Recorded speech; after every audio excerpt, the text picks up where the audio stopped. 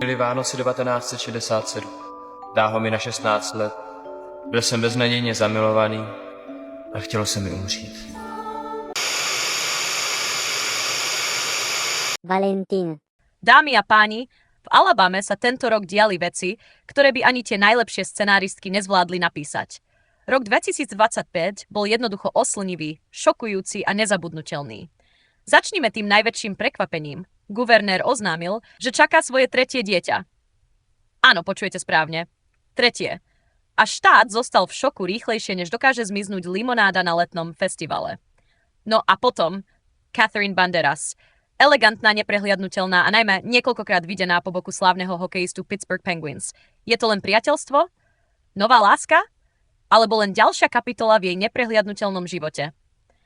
A keď už hovoríme o láske, Elena Melbourne vraj prežívala romantický, trochu tajomný vzťah so starostom Splitu.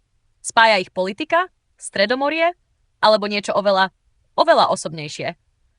Jedno je však isté. Rok 2025 bol pre Alabamu rokom, na ktorý sa bude spomínať ešte veľmi dlho.